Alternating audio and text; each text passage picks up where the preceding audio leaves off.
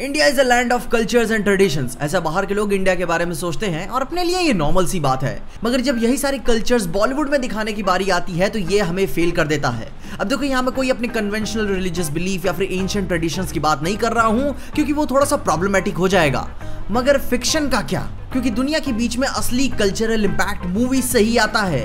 लोग किताबों से ज्यादा पॉप कल्चर देखना पसंद करते हैं। और हाँ, इंडियन मूवीज का अपना एक अलग स्टैंडर्ड है। इधर लोग दूसरे अप्रोच के हिसाब से काम करते हैं। मगर जब बात आती है मास एंटरटेनमेंट में इन्फ्लुएंशियल मूवीज की, तो वहां बॉलीवुड इंस्पिरेशनल और कल्चरल इंपैक्ट डालने में हक देता है।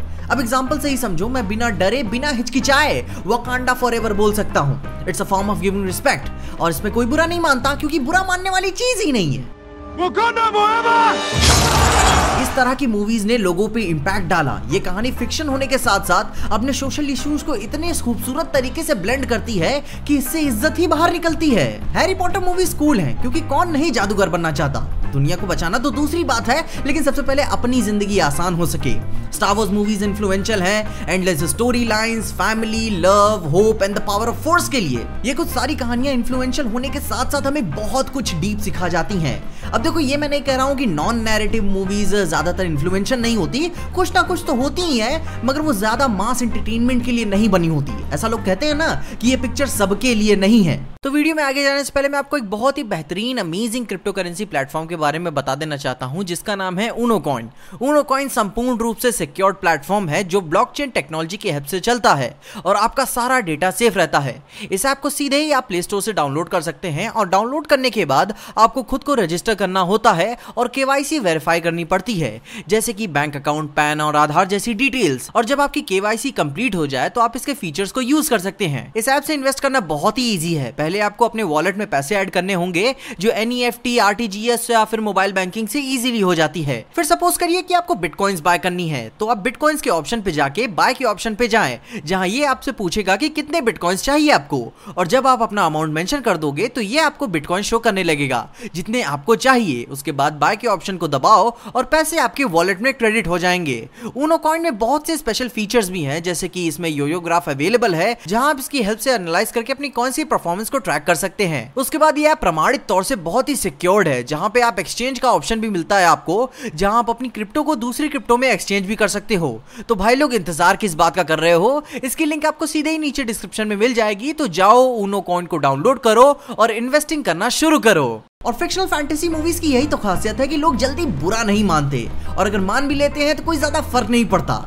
जैसे कि भाई वॉचमैन मूवी की एंडिंग चाहे जैसी भी हो, अच्छी हो बुरी हो, मगर हम दोनों ओपिनियंस को रिस्पेक्ट करते हैं। लोगों की जान बचाना भी इंपॉर्टेंट है, मगर उससे ज्यादा अपना प्लेनेट इंपॉर्टेंट है। जैसे कि फिक्शनल मूवीज की यही तो बात है कि मैं ऐसे भी बोल सकता हूँ कि डंबलडोर एक गे है, जॉफ्री बराथियन एक अच्छा राजा था, सारे सुपर हीरोज मरना डिजर्व करते हैं, और मिकी माउस एक नार्सिसिस्ट है। अब देखो, हाँ, मेरे ऐसे स्टेटमेंट्स लोगों को ट्रिगर करने वाले हैं, मगर ये मेरे कुछ हार्ड ओपिनियंस हैं। और हाँ, अभी के तौर पे मैं इन सब बातों को लिटरली नहीं बोल रहा हूँ, डिटेल में हम फिर कभी बातें करेंगे इसके ऊपर। और ऐसे मेरे सारे स्टेटमेंट्स लोगों के दिल को चुभने वाले तो हैं, मगर वो इस पॉसिबिलिटी को कंसिडरेशन में भी रखते हैं कि हाँ, ये भी तो सही है। जैसे कि भाई मिकी माउस अपने ही घर में मूर्ति, घर, बाग, बगीचा, सब चीज उसकी तरह दिखती है। कितना सेल्फ ऑब्सेशन कैसा है? मैं ये बोल सकता हूँ कि जिक्सॉ एक अच्छा आदमी था, मगर मैं यह नहीं बोल सकता कि भाई बाहुबली, राधे, पीके या फिर पद्मावत जैसी मूवीज के ऊपर कोई ओपिनियन या स्टेटमेंट दे ही नहीं सकता, क्योंकि ये सारी मूवीज फिक्शन नहीं है। मुझे अपने ख्यालों, थ्योरीज और इमेजिनेशन को अपने अंदर मार देना होता है, क्योंकि ये मूवीज किसी पर्पस की वजह से ही बनाई जाती हैं, छोटे टाइम पीरियड के लिए। क्योंकि आज से अगर कोई 10 साल बाद इस पिक्चर के ऊपर कोई बात नहीं कर रहा है, तो सीधी सी बात है कि आपने कोई इन्फ्लुएंस जनता के बीच में नहीं दिया। लोग टर्मिनेटर की बात करते हैं, 10 साल 20 साल पुरानी पिक्चर, स्टार वॉर्स की बात करते हैं, 30 साल पुरानी पिक्चर, लेकिन इंडियन मूवीज का क्या? तुमने कभी सोचा है कि मोगैम्बो, शाकाल या फिर किसी का नाम सुना है? मगर बॉलीवुड मूवीज में ऐसा नहीं होता। लोग रियल लाइफ सेंसिटिव टॉपिक्स के ऊपर जल्दी बात करना पसंद नहीं करते, और जब बात पर्पसफुल मूवीज की हो जाती है, जो किसी specific religion, community, social issue या प्रॉब्लम्स को दर्शाती हैं, तो उस पे सवाल खड़े करना किसी कंट्रोवर्सी क्रिएट करने के बराबर है। जैसे कि मैं हंगर गेम मूवीज की हिपोक्रेसी के ऊपर बात कर सकता हूँ, मगर मैं राजनीति और गंगा जल मूवीज के ऊपर ऐसे स्टेटमेंट्स नहीं दे सकता। और इसके अलावा एक बात तो मैं आपको और सिंपल भाषा में समझाऊं, जैसे कि भाई रिलीजन पे कभी सवाल खड़े नहीं करने होते, साइंस पे करने होते हैं। रिलीजन जो कहता है वह सही है, लेकिन साइंस कभी सही नहीं होती। आप हमेशा उस पे लेकिन लगा सकते हैं बिना हिचकिचाए, बिना डरे, वो भी बिना कोई कंट्रोवर्सी क्रिएट किए, और लोग उसे वाइडली एक्सेप्ट करते हैं। और ठीक ऐसा फिक्शनल और फैंटेसी मूवीज के साथ भी होता है। आप उन पे सवाल खड़े कर सकते हो, किसी कैरेक्टर की नीयत जज कर सकते हो। पॉप कल्चर होने के नाते, फिक्शनल होने के नाते आप किसी कैरेक्टर का मजाक बना सकते हो और लोग वाइडली एक्सेप्ट करते हैं। लेकिन आप बॉलीवुड मूवीज के ऊपर ऐसा नहीं कर सकते। हमारी तुम्हारी भरोसा करने की बात ही छोड़ दो, अपनी देश की गवर्नमेंट तक बॉलीवुड पे भरोसा नहीं करती। नासा हॉलीवुड को अलाउ करता है कि वो उनकी प्रॉपर्टी में आके शूटिंग कर सकते हैं, उनके ऑथेंटिक इक्विपमेंट्स को मूवी प्रॉप्स के लिए यूज कर सकते हैं। और यहाँ मिशन मंगल मूवी को इसरो का लोगो तक यूज करने नहीं दिया गया, बाकी बात तो छोड़ ही दो। जेम्स बॉन्ड मूवी की प्रमोशन के लिए सोनी क्वीन ऑफ लंदन तक पहुंच गया और क्वीन विक्टोरिया ने यह बात अलाउ की। बराक ओबामा तक को वॉचमैन सीरीज पसंद आई और यह बात उन्होंने पब्लिकली एक्सेप्ट की। सोच सकते हो कि वो बंदा किस तरह का और इसे सीरीज किस तरह की पसंद आ रही है, क्योंकि इधर कोई जजमेंट नहीं है, कोई हार नहीं है, तो कोई कंट्रोवर्सी नहीं है। यहाँ तक कि इंडोनेशियन सुपर हीरो मूवी गुंडाला तक को केविन फाइगी सपोर्ट कर रहे हैं, क्योंकि वो फिक्शन है, एजेंडा मूवीज नहीं। और यहाँ मैं अगर जर्नलाइज करके बोलूं तो बॉलीवुड काफी ही मिसलीडिंग तरह का कल्चरल इंपैक्ट डाल रहा है अपने लोगों पे। क्योंकि भाई अगर आपकी ज्यादातर मूवीज बायोपिक, सोशल इश्यूज या फिर रियल लाइफ सिनेरियो से ज्यादा इंस्पायर्ड होती हैं, तो उसपे ज्यादा कुछ कहा नहीं जा सकता। क्योंकि असली जिंदगी में अगर प्याज आधा सड़ा होता है तो उसको सड़ा प्याज ही कहा जाता है।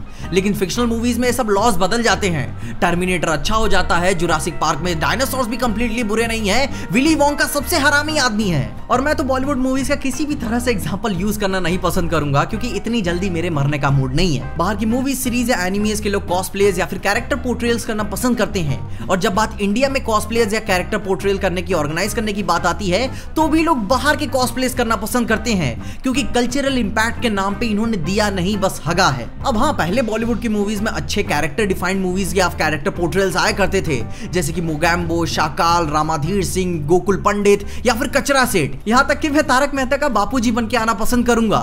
लेकिन अगर तुम सोचोगे कि अलाउद्दीन खिलजी कोई बन के आए, तो भाई ये नहीं हो पाएगा, क्योंकि जानता हूं कि इसके कॉन्सिक्वेंसेस क्या होंगे। आदमी हूं, चूतिया नहीं। काला चमगादड़ बन के आऊं या फिर जोकर जैसा मास मर्डरर बन के आऊं, कोई दिक्कत नहीं होगा, लोग एक्सेप्ट कर लेंगे। लेकिन ये नहीं होगा। और सिर्फ हॉलीवुड ही नहीं, वहां की पूरी पॉप कल्चर इंडस्ट्री अपनी कंट्री की एप्रिसिएशन करती है।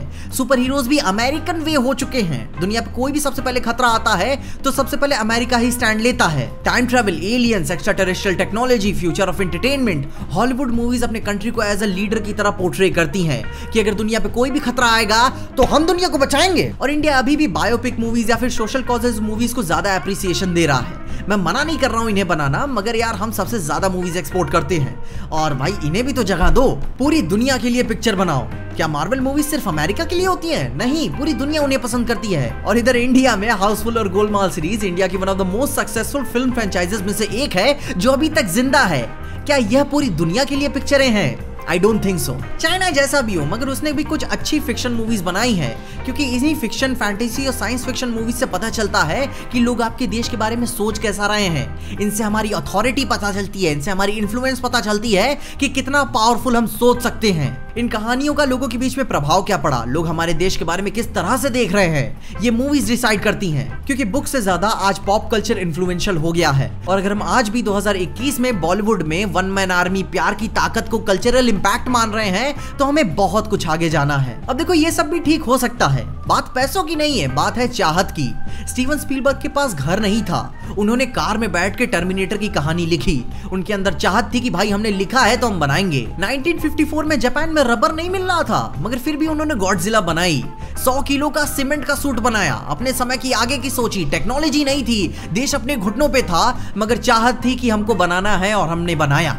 और यही चीज यहाँ भी चाहिए। अब हाँ देखो, मैं मानता हूँ एक्सपेरिमेंटल मिस्टेक्स होंगी, मगर ये यही रास्ता है कि जो बिना कोई कंट्रोवर्सी क्रिएट किए हम इंडियंस अपनी मूवीज, अपने कल्चर्स को लेकर दुनिया पे अपना इंपैक्ट डाल सकें। और इसीलिए मैं कहता हूँ कि बॉलीवुड मूवीज अपना कल्चरल इंपैक्ट लैक करती हैं, एक्टर्स नहीं। यहाँ की बॉलीवुड मूवीज अपना कल्चरल इंपैक्ट लैक करती हैं। और इन्हें जल्दी करना होगा, वरना Disney, Warner brothers, universal studios और अमेज़न स्टूडियोज तो पैसे कमाने के लिए पूरा तैयार है इंडिया में। इसके अलावा आप अपनी ओपिनियंस मुझे कमेंट्स में जरूर बताइएगा कि आप कैसा सोचते हैं बॉलीवुड के कल्चरल इंपैक्ट के ऊपर, आपके क्या ओपिनियंस हैं, या फिर मैंने कुछ पॉइंट्स मिस कर दिए तो उसके बारे में भी मुझे कमेंट्स में जरूर बताइएगा। इसके अलावा अगर आपको वीडियो में देखिए कुछ भी अच्छा लगा, खुशी या मजा आया तो लाइक मार दो इस वीडियो को। इस चैनल पे कहीं से भी नए आ गए हो तो सब्सक्राइब तो मार देना इस चैनल को, और अगर आपको ये वीडियो ज्यादा ही पसंद आ गई तो अपने दोस्तों शेयर कर देना। मेरे इंस्टाग्राम और ट्विटर हैंडल्स आपको नीचे डिस्क्रिप्शन में मिल जाएंगे, और देखते रहिए पीजे एक्सप्लेन।